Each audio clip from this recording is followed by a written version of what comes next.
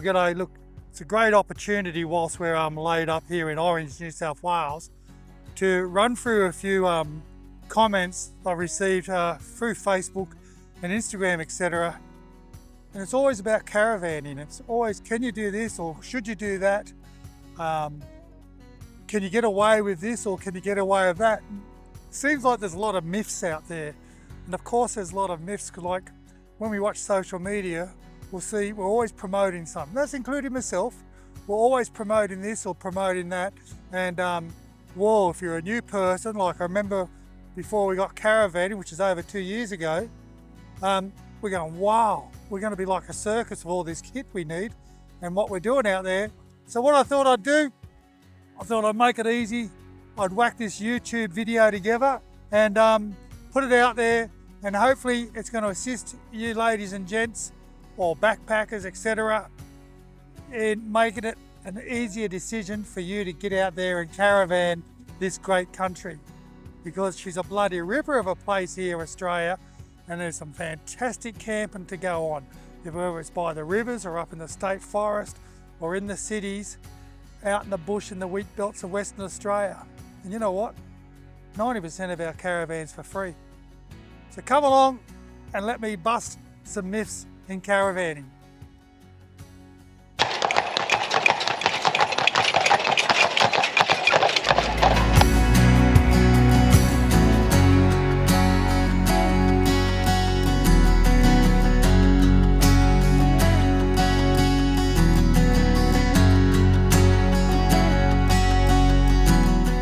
Well, like I said in the introduction, there's a lot of myths out there of all this gear you should take when you're out there caravanning and whether you can handle it, whether it's within your budget. Well, let's start off with that for starters. First thing, is it expensive? How expensive is caravan and Jappy? And I don't know whether I can afford to get out there and do it on our income or our budget. Well, let me tell you something. Without picking up the old caravan or your tow vehicle, you're going to spend as much as what you would have spent at home. If you own your property, lease it out. If you're in a position to do that without selling it, because it's always good to have a bit of security. And I tell you what, that's your backing for future credit if you need it. So my advice as a 65-year-old would be, don't sell your property if you don't have to. Just lease it out, and that income, if you have a mortgage, will assist you in paying that mortgage whilst you're out on the road enjoying life, travelling Australia. Now, how much food would you spend? How much would you need to be spending out there?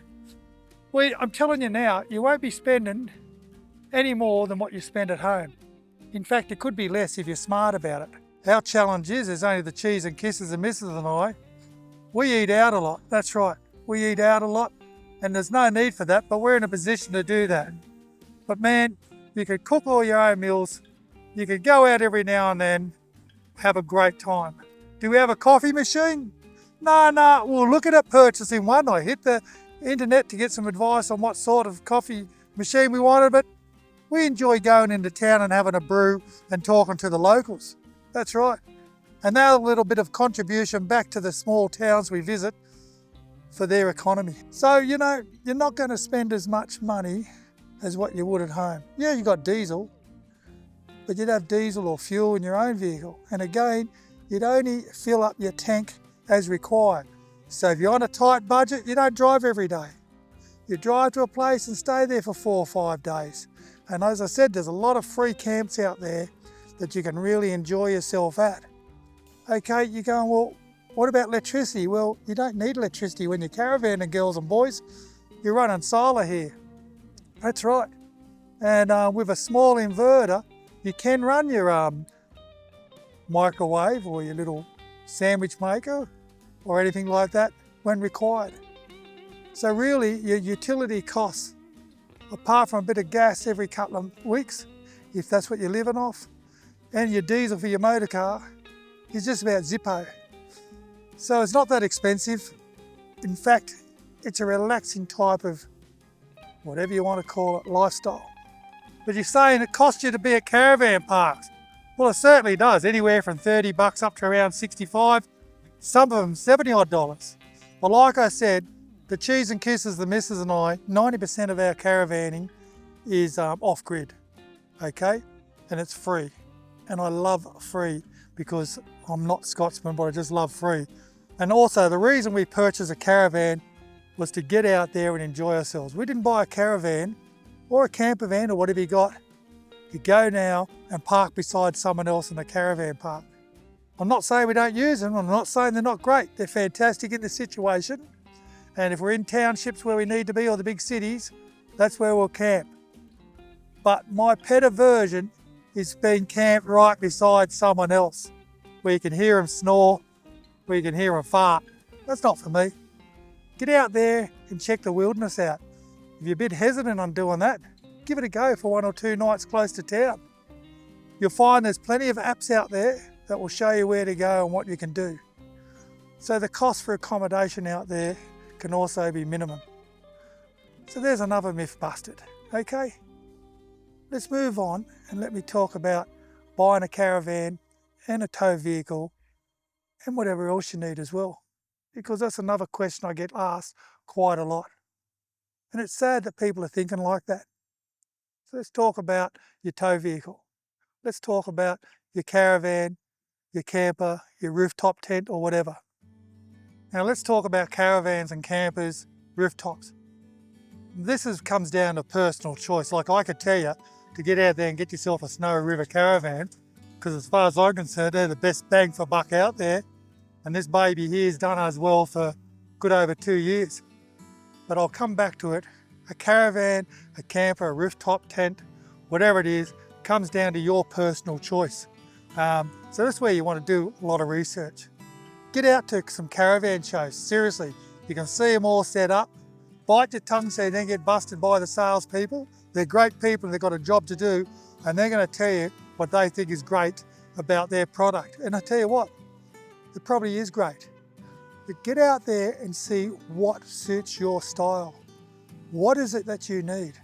Don't get too excited. You don't need all the bells and whistles, everything that bloody pops open. Like Alison, my one salesman, said, have a look at this. It's even got an iron board. She looked at me and I looked at her. Alison doesn't iron. So the iron board wasn't doing anything for us. In fact, it sort of pulled us back a bit from that salesperson because it just wasn't our style. But go around, not just to one caravan show, do 2 or 3 of them, because you're going to come out of the first one both excited and totally confused of what you want. Your budget's going to be blown, because I tell you what, there's some absolute beaut products out there. You know, the caravan industry is a fantastic industry, and it's just like the motor industry, you're bloody spoilt for choice here in Australia. Whether it be a caravan, whether it be a rooftop tent, whether it be a bloody back onto the back of your ute, there's plenty out there. There's swags, there's everything, and also all the accessories to go with it. You got to work out, put down what you're excited about, what you'd love to have, and work out whether you really, really need them. For an example is a generator. Now, we don't have a generator. I don't have a problem with anyone having a generator out there, because that style is for them. And good on them, because that's what's great about free enterprise. So don't go knocking people. In the Aussie tradition, we love to knock people. If someone's got a generator out there, well, good on them. Do we have a generator? We don't have a generator. Would we use a generator? Well, probably in the 2 years, we're looking at a couple of things. When it was stinking hot above 45, 48 degrees up the top end of Western Australia, we probably would have whacked it on for the air conditioning. But we've got a couple of Serco fans in there and it did just as well job. And in fact, we end up pulling into a caravan park to get over those 2 days of that heat wave coming through. And that caravan park cost us 90 bills, and there you go. It was well worth the 90 bills for some air conditioning for 2 days. So get yourself to these caravan shows. You can go out and buy the magazines, you can get on the internet, but you really got to get in and touch them and feel them and see what you want. And that will give you the choice you want. And if you've got a budget, stick to your budget, because it's so easy to get yourself into debt. Okay, and some places you can pay just as much for a house as you're paying for a caravan. And if that's not in your price bracket, you're going to get yourselves into all sorts of problems down the track. So yeah, it's all about budget, isn't it? And it's all about keeping it sensible. Remember, you listen to an old chap here, 65 years. I've been burnt plenty of times. So let's try and help you out here, eh? Let's get over and check the tow vehicle out. And no, I'm not trying to sell you one of them either. Like I said, we're laid up here in Orange. We're not laid up here for any breakdowns. Orange is in New South Wales, Central Tablelands for those people who are out of New South Wales. Beautiful part of the world. It's a cooler climate because you are up high. But oh geez, I tell you, it's apples. It's a lot of wineries here. Darn, don't drink anymore, so that's a problem. But we're laid up here and we're driveway parking at our daughter's place, catching up with the grandchildren and doing some tasks. And now I was about to talk about breakdowns and maintenance. Well, here I do. I've got a soldering iron in my hand. What do I use this soldering iron for? Well, just yesterday I had to fix the television up. The antenna socket in the bottom of the television, I was rough housing it and I sort of broke it off. Well, we pulled it apart, set it up and did it myself. So this is what you need to get yourself organised. Become handy. And if you're not handy, find someone who can teach you the simple task of doing it. Because if you're out there on the road, one thing you can do and save some time is doing your own little handyman work. For example, the tyres. I was talking about tyres there and we've had a few punches in the Caravan. Blessed we haven't had them in the car. And you go buy one of those plug kits.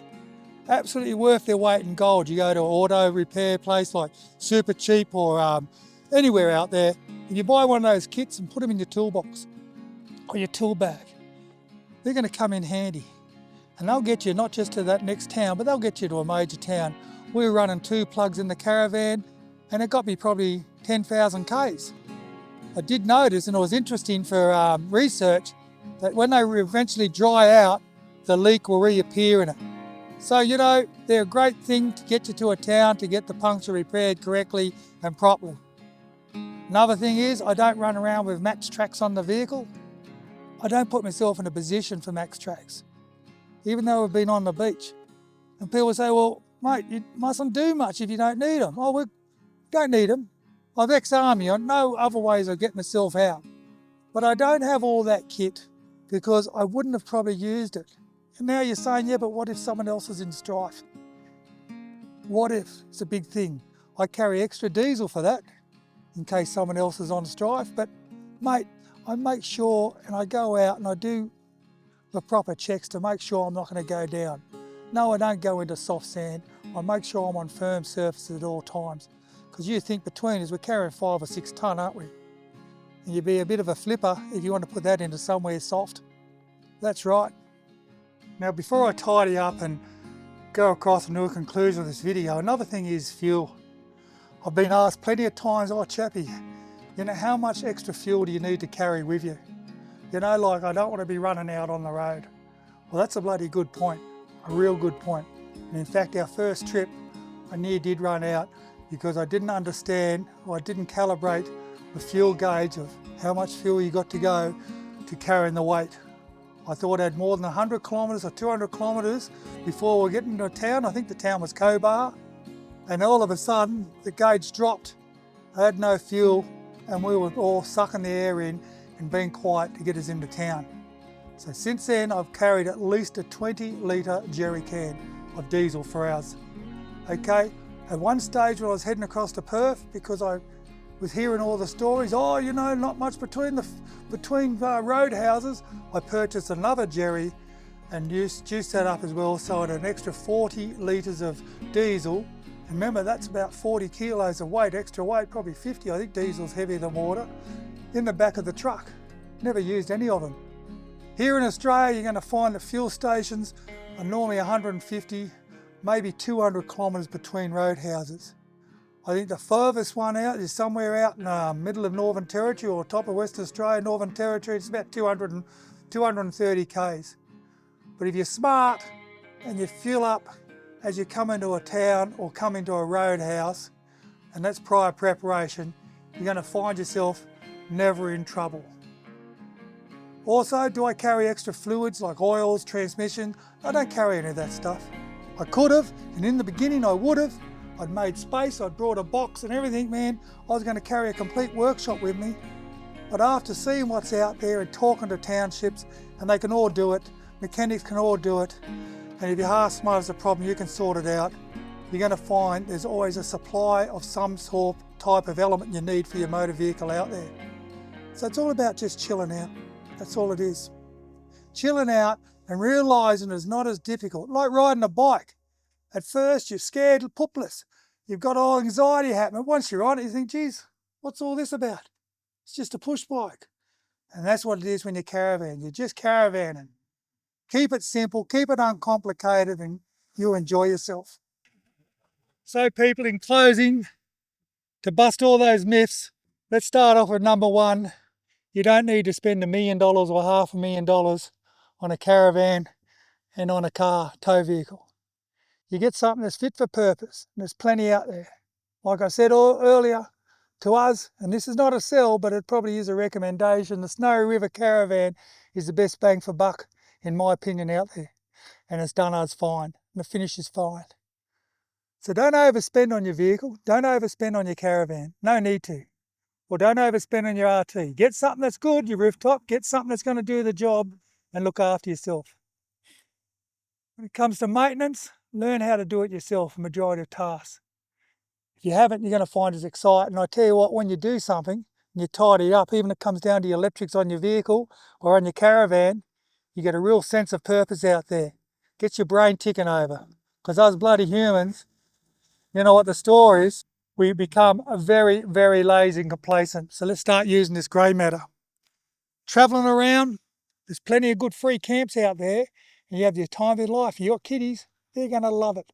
You got dogs, they're friendly. There's no problems with caravan parks. But one thing, keep off the coast during school holidays, because you either pay double or you won't even get in. State parks are fantastic. You'll find a lot of them got drop toilets, so hold your nose and get into them. You'll also find a few of them got showers. Refilling water, majority of towns will have them. But if you get yourself an app, like Wiki Camp's a beauty, Campedia is another ripper, they've normally pointed out where the water points are and where dump points are. Well, in fact, we run a compost toilet, so it takes us out of that. Look after yourself, have a good time, get out there and enjoy yourself, because I tell you, we've got a bloody great country here, Australia, and there's some plenty to see out there. You don't need to spend money on all those tourist spots either, because there's plenty of spots you don't need to spend money on, and you'll get just the same experience. Look after yourself, stay happy, and remember, if you're not travelling, why not?